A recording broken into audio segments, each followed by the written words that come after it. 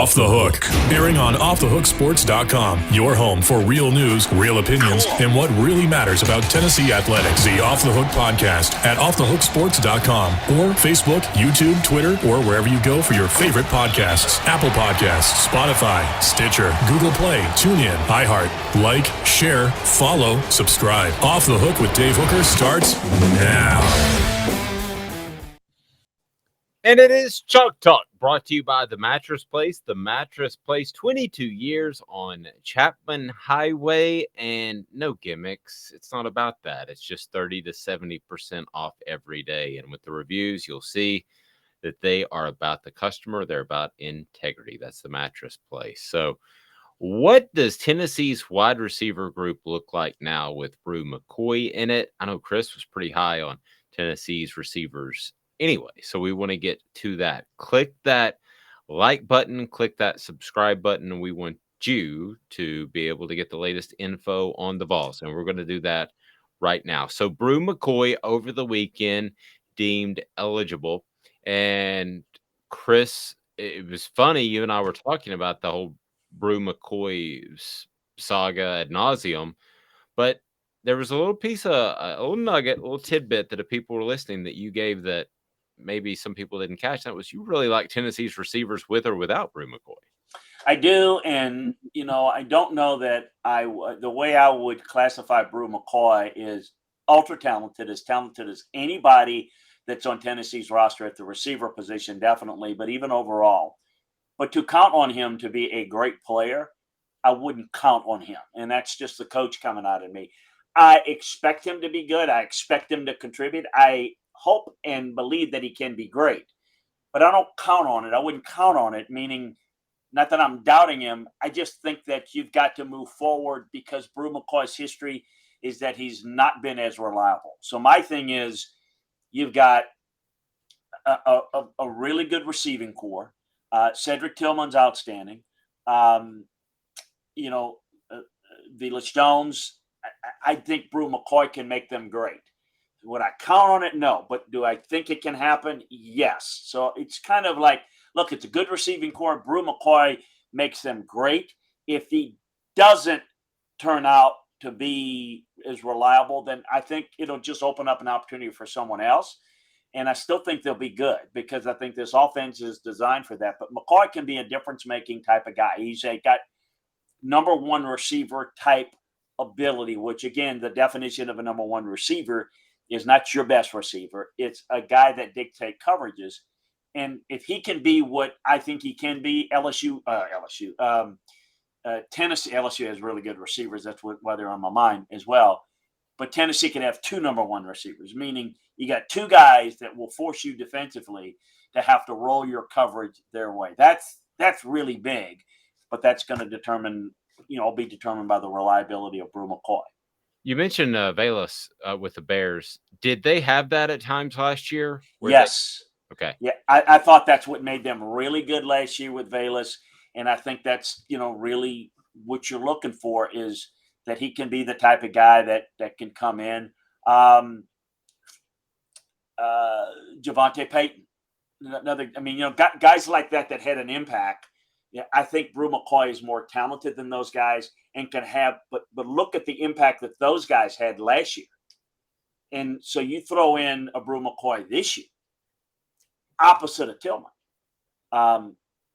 You put White in the slot and you got some other options in the slot, and you got something there. You've got and the depth is one thing. They don't rotate guys a lot, but obviously being able to later in games or if an injury takes place, you'd like to have that. I just think that in the past, you've had some guys that have come in as transfers in that position that have had success because I think you don't have to master every route on the route tree. And I think Bru McCoy can be a really good fit if he's up to the challenge mentally and emotionally. I think it's a better receiving core than they've had before, and they've been good, and they'll still be pretty good without him. With him, the sky's the limit, I think. What about the other receivers on Tennessee's roster? I want to get your breakdown of those because, like I said, you were high on those guys before we even heard that Bru McCoy would be eligible. Chalk Talk brought to you by the Mattress Place. The Mattress Place, you might not realize it, but just a couple of miles from Henley Street, downtown campus. It says Chapman Highway. Sometimes people think that's further away. It's like 5 minutes from downtown. So that's where you need to be. The Mattress Place, 30 to 70% off each and every day. Chris, who are the other receivers that Tennessee has that you really like? Well, I think Jimmy Holiday can be a factor at X. I think Nimrod as a freshman could help some. I think Walker Merrill as a freshman could play Z. Ramel Kenyon, Caleb Webb is somebody to keep an eye on them. Those are, freshmen are difficult, but I think to forecast, but I think they can.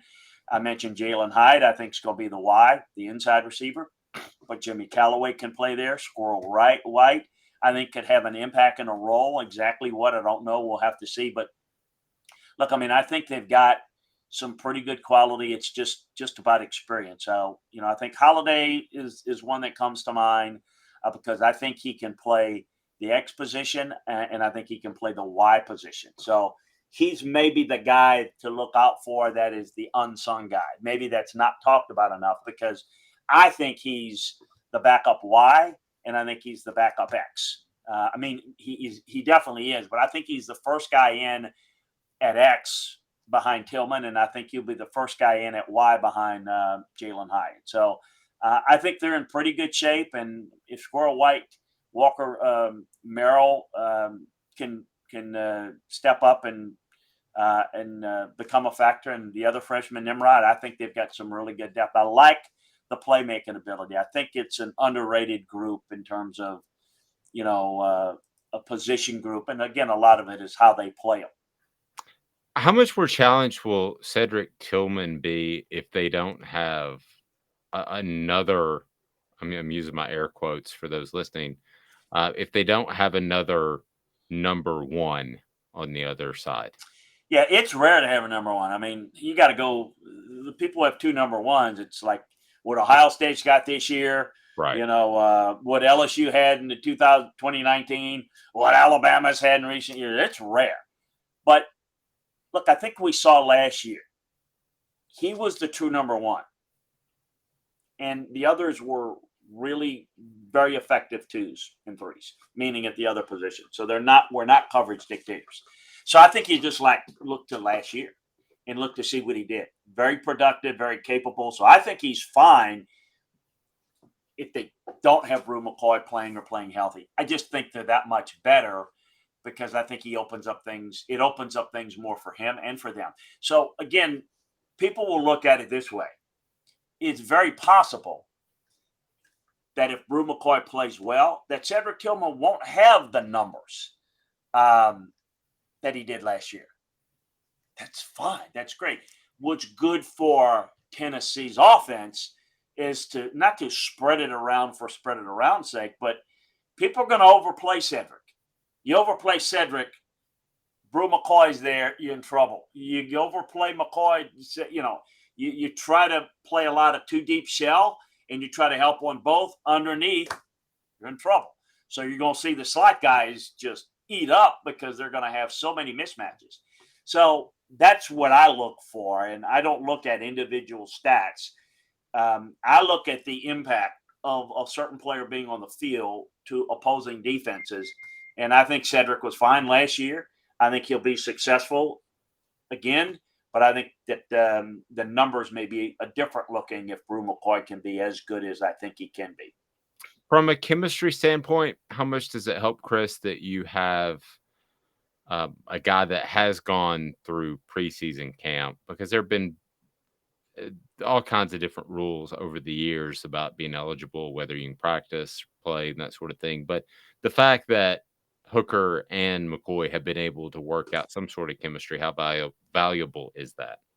Oh, I think it's very valuable. I think it's valuable at any level. It's valuable, for example, at the pro level when you hear things like Aaron Rodgers or Tom Brady talk about, I don't need you may not need training camp, but your receivers need training camp with you.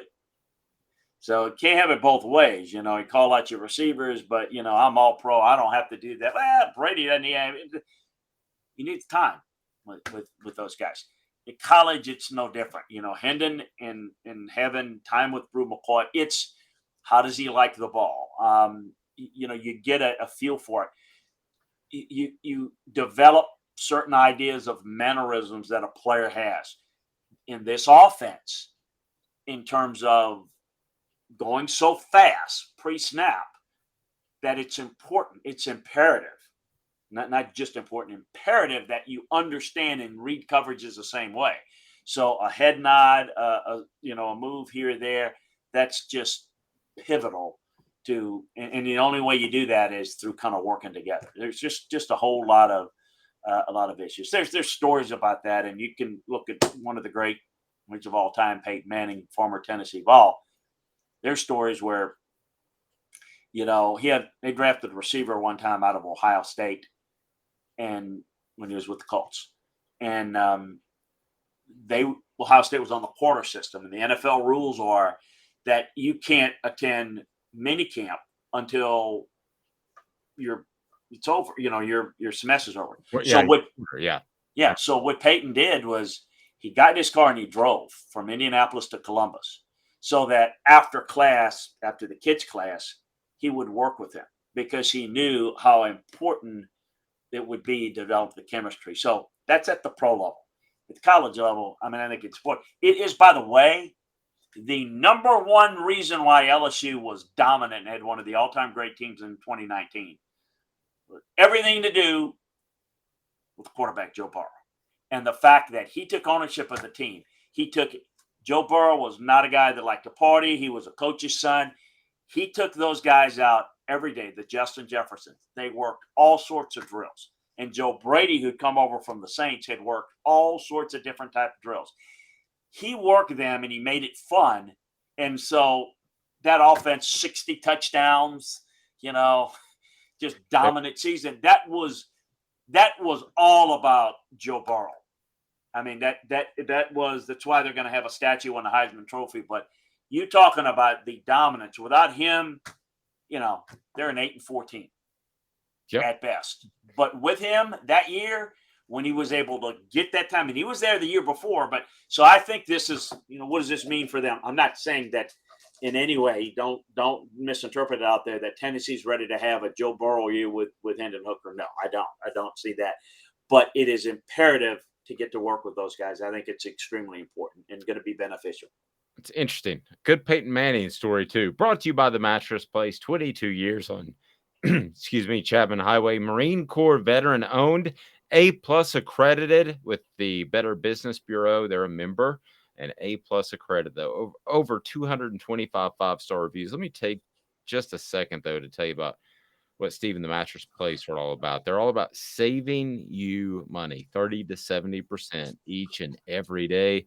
And they're about integrity. That is the Mattress Place. So we'll visit with Chris on Chalk Talk next week, brought to you by the Mattress Place, a production of Off the Hook Sports.